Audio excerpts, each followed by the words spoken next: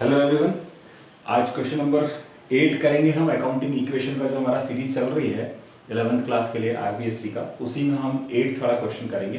Question number 7 आपके लिए homework में है। 6 में ऑलरेडी अपलोड कर चुका हूँ, 7 आपको होमवर्क में करना है। 8th क्वेश्चन आज हम कर रहे हैं, ठीक है।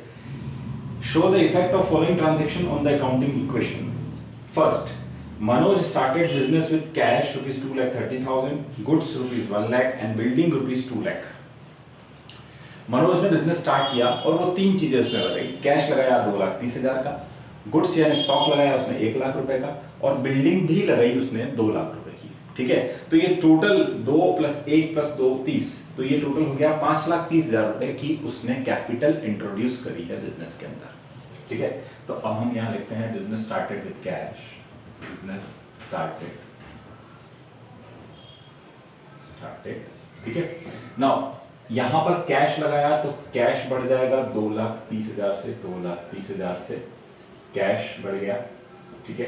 प्लस 1 लाख से स्टॉक बढ़ गया तो प्लस 1 लाख, ये आ जाएगा स्टॉक। प्लस बिल्डिंग बढ़ गई 2 लाख रुपए से तो प्लस 2 लाख कर लेंगे हम, ये हमारा हो जाएगी बिल्डिंग, ठीक है। इधर लायबिलिटीज में कोई फर्क नहीं पड़ेगा और इधर 5,30,000 की सीधी कैपिटल बढ़ जाएगी, ठीक है।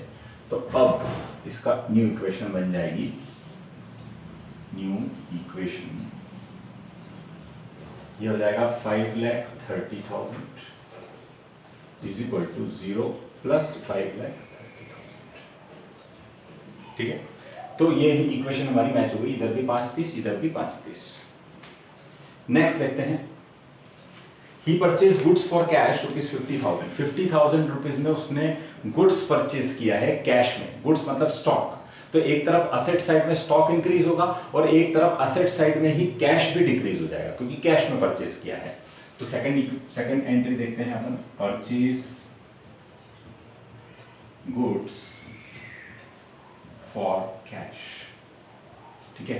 तो यहां पर -50,000 हो जाएगा जो कि हमारा कैश जाएगा और प्लस 50,000 होगा जो कि हमारा स्टॉक इंक्रीज होगा क्योंकि गुड्स परचेज किया है, ठीक है। इधर कोई इक्वेशन में नहीं आएगा और इधर भी कुछ नहीं आएगा। तो इसके बाद जो न्यू इक्वेशन बनेगी वो ये होगी। न्यू इक्वेशन ये आ जाएगा 5,30,000 इज इक्वल टू इधर 0 प्लस 5,30,000।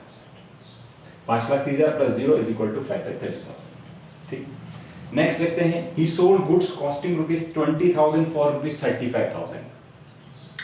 20,000 रुपए का माल जो कि अपनी कॉस्ट थी, मतलब वो घर में अपने को कितने का पड़ा, 20,000 का माल पड़ा, उसको 35,000 में बेच दिया, यानी 15,000 का प्रॉफिट हो गया, ठीक है। तो अब यहां पर हम थर्ड एंट्री लेते हैं, सोल्ड गुड्स, ठीक है। माल कितने का था, 20,000 का था, गुड्स 20,000 का था, तो स्टॉक 20,000 से कम हो जाएगा, स्टॉक 20,000 से कम हो जाएगा। और बेच दिया तो कैश कितना आएगा, 35,000 आएगा, तो प्लस 35,000 यहां पर कैश हो जाएगा, कैश हो जाएगा, ठीक है। और 15,000 का प्रॉफिट होगा। जो प्रॉफिट कहां जुड़ता है, कैपिटल के अंदर जुड़ता है, तो हम यहां पर प्रॉफिट को इधर ले लेंगे। तो इसके बाद इक्वेशन हमारा बनेगा 5,45,000 इज इक्वल टू 0 प्लस 5,45,000। ये हमारा इक्वेशन है। नेक्स्ट देखते हैं। He purchase goods from Rahul ₹55,000। Rahul से 55,000 का माल खरीदा है ना, स्टॉक बढ़ा है। तो अब यहां पर स्टॉक बढ़ जाएगा 55,000 से, और यहां पर लिखा है कि राहुल से खरीदा है, कहीं भी नहीं लिखा है कि कैश में खरीदा है। तो राहुल जो है वो हमारे लिए क्रेडिटर हो जाएगा और हमारी लायबिलिटी भी इंक्रीज हो जाएगी 55,000 से। तो इसकी एंट्री कैसे होगी देखते हैं। परचेज गुड्स फ्रॉम राहुल, ठीक है। तो यहां पर होगा प्लस 55,000 जो कि हमारा स्टॉक बढ़ जाएगा। इधर 55,000 से हमारी लायबिलिटी यानी क्रेडिटर्स बढ़ जाएंगे, और इधर 0 हो जाएगा। तो इसके बाद ये इक्वेशन बनेगी हमारी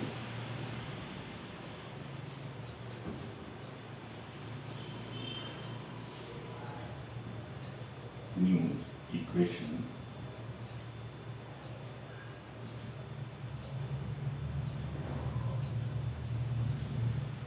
5,45,000 प्लस 55,000, तो ये हो गया 6 lakh is equal to 55,000 plus 5,45,000। ठीक है, नेक्स्ट देखते हैं। He sold goods to Varun costing ₹52,000 for ₹60,000। Varun को इसने माल बेचा जिसका माल की कॉस्टिंग थी 52,000 रुपए, और जो बेचा कितने में, 60,000 रुपए में बेच दिया, मतलब 8,000 रुपए का इसको प्रॉफिट हो गया। ठीक है, तो अब इसकी देखते हैं अपन। सोल्ड गुड्स टू वरुण, ठीक है, माल था 52,000 का, तो स्टॉक 52,000 से चले जाएगा, स्टॉक यहाँ पर 52,000 से कम हो जाएगा।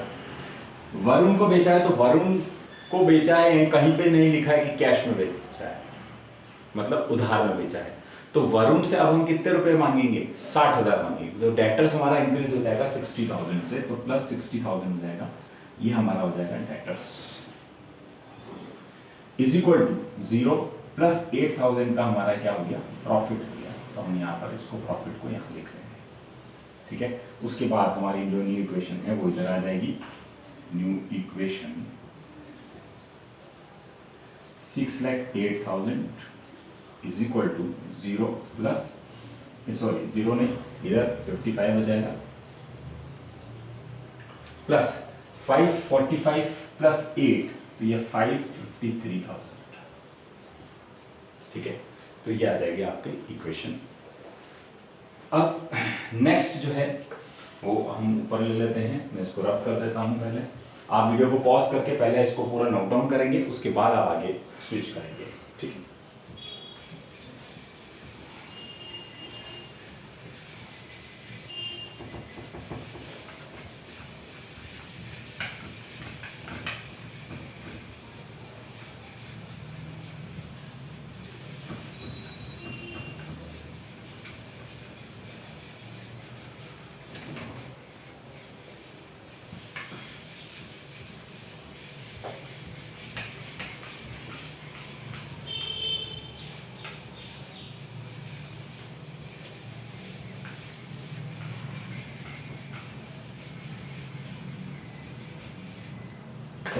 चलिए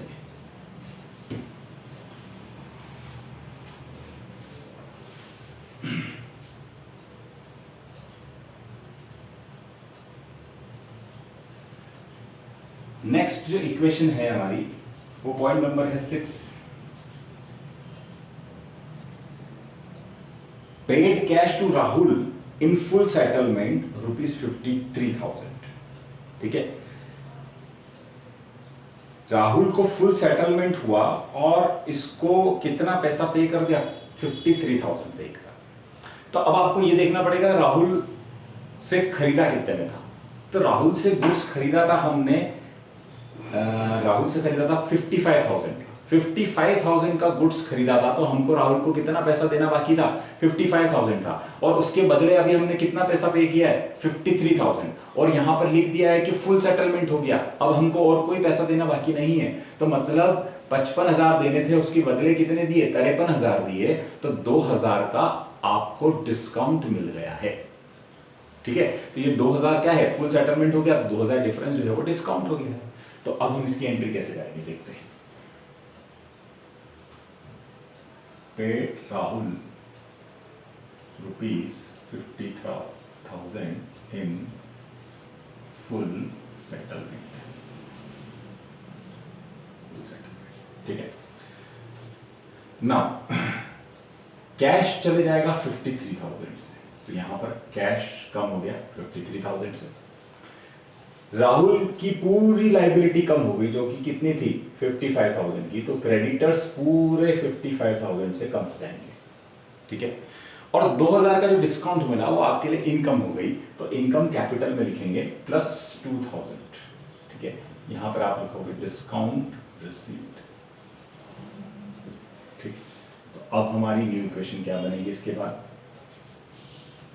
न्यू इक्वेशन 6,08,000 माइनस 53,000, तो ये आ जाएगा आपका 5,55,000 इज इक्वल टू ये 55 ये जीरो हो जाएगा और प्लस यहाँ पर 553 प्लस 2, तो ये आ जाएगा 5,55,000। अगेन इक्वेशन हमारी मैच हो चुकी है। नेक्स्ट देखते हैं सैलरी पेड ₹20,000, 20,000 रुपए की सैलरी पेमेंट किया है। सैलरी एक एक्सपेंस है और एक्सपेंस कैपिटल से कम हो जाएगा और साथ ही साथ कैश भी कम हो जाएगा। तो देखते हैं नेक्स्ट इक्वेशन, पेड सैलरी, ठीक है। यहाँ पर माइनस सैलरी है 20,000 माइनस 20,000, ये हमारा कैश कम हो जाएगा और इधर ये जीरो, इधर भी 20,000 रुपये, ये हमारा एक्सपेंस हो जाएगा सैलरी, ठीक है। तो ये हो गया ना न्यू इक्वेशन, ये हो जाएगा 5,35,000 इज इक्वल टू 0 प्लस 5,35,000, ठीक है। Next, received cash from Varun in full settlement ₹59,000। Varun से 59,000 रिसीव हुआ और फुल सेटलमेंट हो गया। तो अब आपको ये देखना होगा पहले कि वरुण का अकाउंट कितने से चल रहा है। मतलब वरुण को हमने माल बेचा था 60,000 रुपए का और उसके बदले उसने कितने रुपए दिए हमको, 59,000 दिए और बोला कि अब फुल सेटलमेंट हो गया। मतलब 1,000 रुपए आपने उसको क्या दिया, डिस्काउंट दिया है, ठीक है। तो अब यहां पर देखते हैं अपन कैसे करेंगे। रिसीव कैश फ्रॉम वरुण, ठीक है।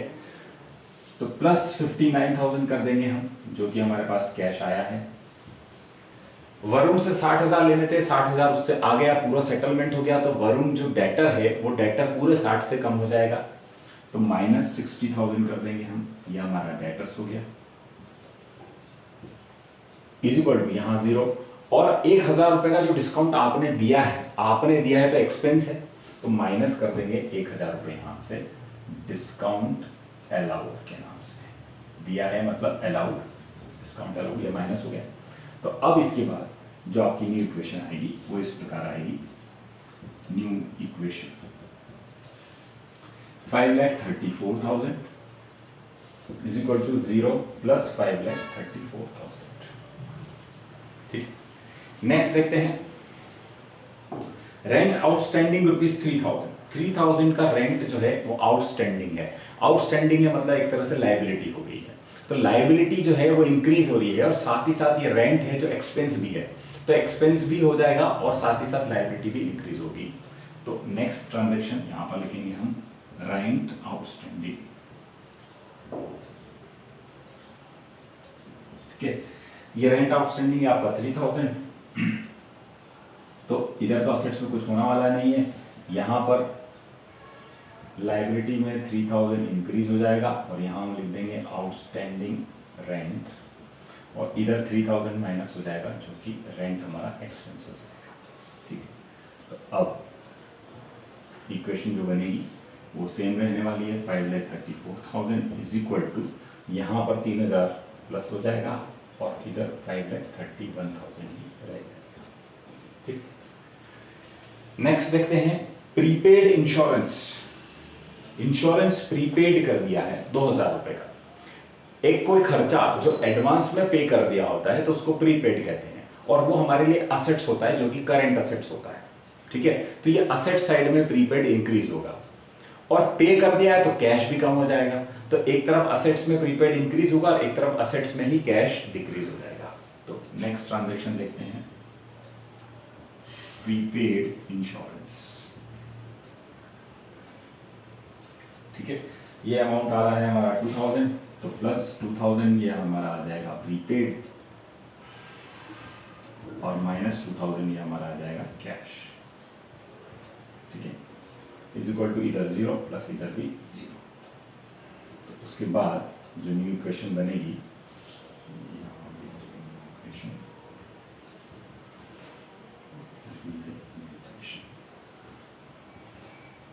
ये सेम रहने वाली है क्योंकि 2,000 प्लस करेंगे 2,000 माइनस करेंगे तो डिफरेंस जो है वो सेम ही आएगा।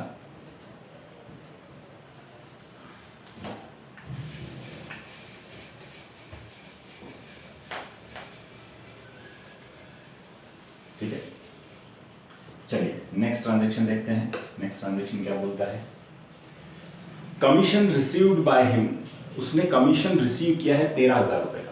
कमीशन रिसीव किया है तो कमीशन एक इनकम होगी तो इनकम इंक्रीज हो जाएगी, तो इनकम कहाँ लिखेंगे, कैपिटल के अंदर लिखेंगे। और कैश आया, कमीशन से कैश आया तो कैश भी इंक्रीज हो जाएगा। तो अब यहाँ लिखेंगे नेक्स्ट हम 11 ट्रांजेक्शन, कमीशन रिसीव्ड,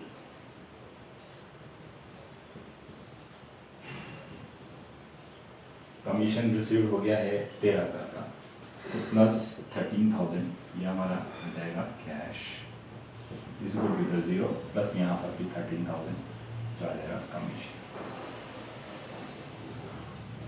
ठीक है, तो उसके बाद जो इक्वेशन हमारी आएगी, न्यू इक्वेशन, ये हो जाएगा 5,47,000 इज इक्वल टू 3,000 प्लस 5,44,000। ठीक है, ये हमारी इक्वेशन है। इसके बाद नेक्स्ट ट्रांजेक्शन, तो हम पहले इसको रब कर लेते हैं। आप वीडियो को पॉज करके यहाँ तक पूरा नोट डाउन कर लेना, उसी के आगे फिर हम इसका आगे चलेंगे। तो मैं इसको रब कर देता हूँ।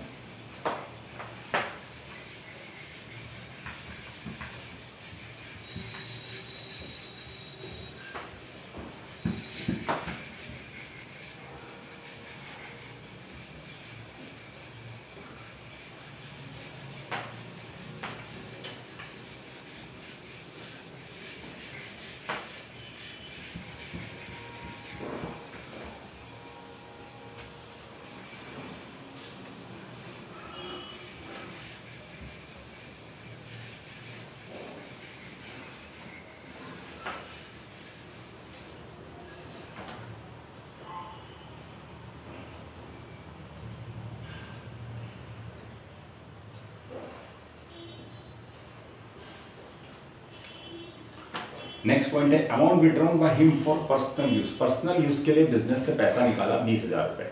तो पर्सनल यूज के लिए जो बिजनेस से पैसा निकालते हैं उसको ड्राइंग्स कहते हैं। तो ड्राइंग्स हमारे कैपिटल को रिड्यूस करेगी और साथ ही साथ बिजनेस से पैसा निकलेगा तो कैश भी रिड्यूस हो जाएगा 20,000 रुपये से। तो यहाँ पर लिखेंगे cash withdrawn for personal use. ठीक है, तो बिजनेस से 20,000 रुपये कैश कम हो जाएंगे और इधर 0 और इधर भी 20,000 रुपये आपके ड्राइंग्स हो जाएंगे। ठीक है, तो उसके बाद जो हमारी न्यू इक्वेशन बनेगी वो ये बनेगी, new equation 5,27,000 is equal to 3,000 plus 5,24,000। ठीक है, नेक्स्ट देखते हैं depreciation charge on building ₹10,000। Depreciation building पे लगाया है तो बिल्डिंग की वैल्यू 10,000 से कम हो जाएगी और साथ ही साथ डेप्रिसिएशन एक लॉस है तो वो कैपिटल से भी कम हो जाएगा। ठीक है, तो अब इसको देखते हैं यहाँ पर 13 डेप्रिसिएशन ऑन बिल्डिंग।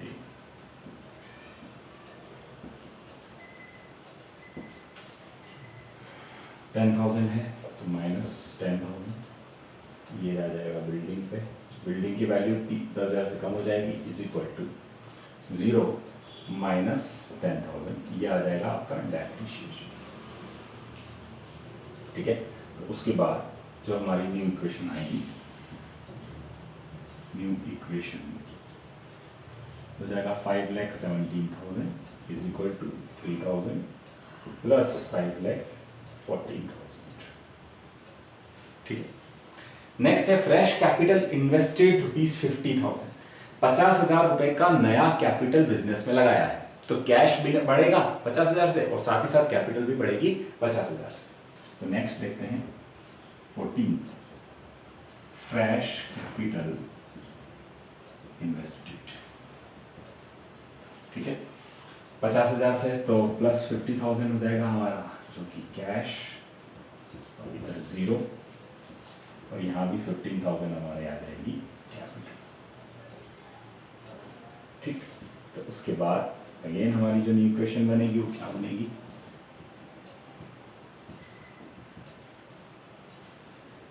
ये आ जाएगा 5,67,000 इज इक्वल टू 0 नहीं आएगा, ये 3,000 आएगा plus 5,29,000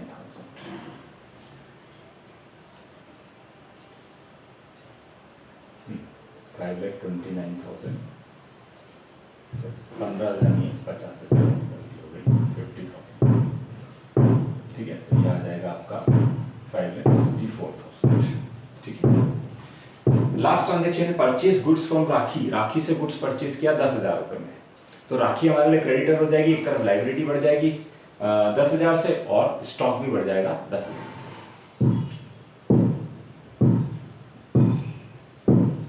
purchase goods from Rakhi, Rakhi से गुड्स परचेज किया, गुड्स यानी स्टॉक, तो स्टॉक प्लस 10,000 से बढ़ जाएगा इधर, और राखी को 10,000 देने बाकी है, तो 10,000 से राखी जो कि हमारे लिए क्रेडिटर है वो भी इंक्रीज हो जाएगा इधर 0। इसके बाद हमारी जो न्यू इक्वेशन बचेगी वो क्या बचेगी, new equation 5,77,000 is equal to 13,000 plus 5,64,000। ठीक है, ये हमारी टोटल आ जाएगी, ये हमारी इक्वेशन बनेगी। तो फ्रेंड्स, आपको वीडियो पसंद आया तो वीडियो को लाइक करें प्लस हमारे चैनल को सब्सक्राइब करें।